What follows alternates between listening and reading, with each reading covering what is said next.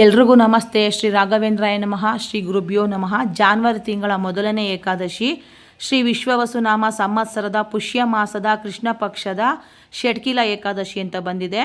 13ನೇ ತಾರೀಕು ಮಂಗಳವಾರ ದಶಮಿ, 14ನೇ ತಾರೀಕು ಬುಧವಾರ ಷಟ್ಕಿಲ ಏಕಾದಶಿ, 15ನೇ ತಾರೀಕು ಗುರುವಾರ ದ್ವಾದಶಿ ಬಂದಿದೆ. ನಿಮ್ಮ ಶಕ್ತಿ ಅನುಸಾರ ನಮ್ಮ ರಾಯರಿಗೆ ಉಪವಾಸ ಮಾಡಿ ವ್ರತ ಮಾಡಿ ರಾಯರ ಅನುಗ್ರಹ ಪಡ್ಕೊಳ್ಳಿ. ನಾನು ಉಪವಾಸ ಇರ್ತೀನಿ 14ನೇ ತಾರೀಕು ಬುಧವಾರ ಅನ್ನೋರು 13ನೇ ತಾರೀಕು ಮಂಗಳವಾರ ಬೆಳಗ್ಗೆ ನಾಷ್ಟ ಮಾಡ್ಕೊಬೇಕು, ಮಧ್ಯಾಹ್ನ ಊಟ ಮಾಡ್ಕೊಬೇಕು. ಯಾವುದೇ ಕಾರಣಕ್ಕೂ ನೈಟು ಊಟ ಮಾಡೋ ಹಾಗಿಲ್ಲ. ನೀವು ಉಪವಾಸ ಇರ್ತೀನಿ ಅನ್ನೋದೇ ಆದರೆ ನೈಟು ಫಲಹಾರ ತೊಗೊಬೇಕು. ಕೆಲವ್ರಿಗೆ ಫಲಹಾರ ಅಂದ್ರೂ ಏನು ಅಂತ ಗೊತ್ತಿಲ್ಲ. ಏನು ತಿನ್ನಬೇಕು ಅಕ್ಕ ಅಂತ ಕೇಳ್ತೀರಾ. ಹಾಲು ಹಣ್ಣು ತಿನ್ಕೊಂಡು ನೀವು ನೈಟು ಮಲ್ಕೊಬೇಕು. ಬೆಳಗ್ಗೆ ಬೇಗ ಎದ್ದು ಬುಧವಾರ ಏಕಾದಶಿ ದಿವಸ 14ನೇ ತಾರೀಕು ನಿಮ್ಮ ನಿತ್ಯ ಕರ್ಮಗಳನ್ನೆಲ್ಲ ಮುಗಿಸ್ಕೊಂಡು ರಾಯರು ಫೋಟೋ ಎಲ್ಲ ಒರೆಸಿ ಗಂಧ ಇಟ್ಕೊಂಡು ಏಕಾದಶಿ ದಿವಸ ಯಾವುದೇ ಕಾರಣಕ್ಕೂ ನಮ್ಮ ರಾಯರಿಗೆ ಹಾಲು ಹಣ್ಣು ಇಟ್ಟು ಹೂವು ಎಲ್ಲ ಹಾಕಿ ಪೂಜೆ ಮಾಡೋ ಹಾಗಿಲ್ಲ. ಹಾಲು ಹಣ್ಣು ಹೂವಿನ ಅಲಂಕಾರ ಎಲ್ಲ ಮಾಡಿ ಏನಿದ್ರೆ ಈಗ ನಾನು ತೋರಿಸ್ತಾ ಇದ್ದೀನಿ ನೋಡಿ. ರಾಯರು ಫೋಟೋ ಒರೆಸ್ಕೊಂಡು ಗಂಧ ಇಟ್ಕೊಂಡು ತುಳಸಿ ಹಾಕಿ ಮಣ್ಣಿನ ಹಣತೆ ದೀಪನೇ ಹಚ್ಚಬೇಕು. ನಿಮ್ಮಿಷ್ಟ, ನಿಮ್ಮ ಮನೇಲಿ ಏನಿದೆಯೋ ಅದನ್ನು ಹಚ್ಚಿ. ಹಿತ್ತಾಳೆ ದೀಪ, ತಾಮ್ರದ ದೀಪ ಯಾವ್ದು ಬೇಕಾದರೂ ಹಚ್ಬೋದು. ಮಣ್ಣಿನ ಹಣತೆ ಹಚ್ಚೋದ್ರಿಂದ ತುಂಬಾ ಒಳ್ಳೆಯದು ಏಕಾದಶಿ ದಿವಸ. ಅದಾದಮೇಲೆ ಎಣ್ಣೆ ಬತ್ತಿ ಆರತಿ ಬೆಳಗಿ, ಆಮೇಲೆ ತುಪ್ಪದ ಆರತಿ ಬೆಳಗಿ. ಬೇಕು ಅನ್ನೋರು ನಮ್ಮ ರಾಯರಿಗೆ ಯಾವುದೇ ಕಾರಣಕ್ಕೂ ಗಂಧದ ಕಡ್ಡಿ ಮತ್ತು ಕರ್ಪೂರ ಹಚ್ಚಾಗಿರೋ ಸಾಂಬ್ರಾಣಿ ಟ್ಯೂಬ್ ಬರುತ್ತಲ್ಲ ಅದನ್ನು ಬೆಳಗ್ಬೋದು. ಕೆಲವರಿಗೆ ಗಂಧದ ಕಡ್ಡಿ ಬೆಳಗ್ದಿರೋ ಪೂಜೆ ಆಗಲ್ಲ ಅಂತ ಹೇಳ್ತಾರೆ.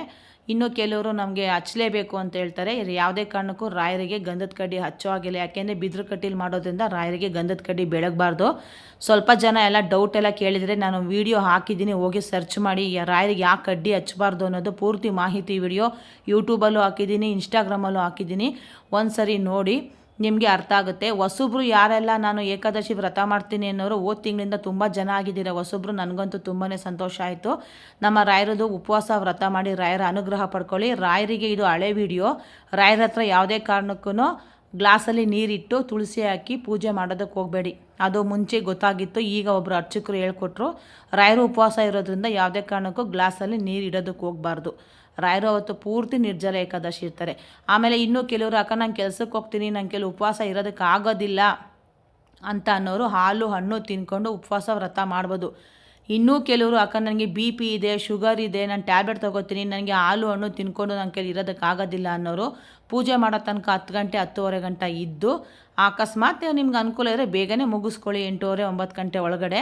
ಅಂಥವ್ರು ಈರುಳ್ಳಿ ಬೆಳ್ಳುಳ್ಳಿ ಹಾಕ್ತಾ ಇರ್ತಕ್ಕಂಥದ್ದು ಮತ್ತು ಅನ್ನ ಮುಡ್ತೀರ. ನೀವು ಏನಾದರೂ ಬೇರೆ ರೊಟ್ಟಿ ಚಪಾತಿ ಈ ಥರ ಏನಾದ್ರು ತಿನ್ಕೊಂಡು ನೀವು ನಮ್ಮ ರಾಯರಿಗೆ ಸೇವೆ ಅಂತ ಮಾಡ್ಬೋದು.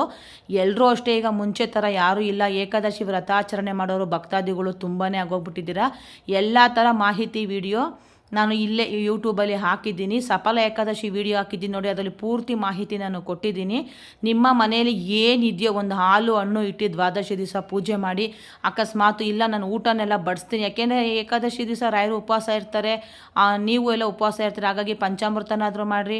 ನಿಮ್ಮ ಮನೇಲಿ ಏನು ಅಡುಗೆ ಇದೆಯೋ ಎಲ್ಲ ಮಾಡಿ ಬಡಿಸಿ ಪೂಜೆ ಮಾಡಿ ನೈವೇದ್ಯ ಎಲ್ಲ ಮಾಡಿ ಒಂದು 5 ನಿಮಿಷ ಬಿಟ್ಟು ನಮ್ಮ ರಾಯರಿಗೆ ಉಪವಾಸ ಇದ್ದೀನಿ, ಈ ಥರ ಬಿಡ್ತಾ ಇದ್ದೀನಿ ಅಂತೇಳಿ. ಪರಣೆ ಅಂದರೆ ಉಪವಾಸ ಬಿಡ್ತಕ್ಕಂಥದ್ದು ಅಂತಲೇ ಹೇಳ್ತಾರೆ.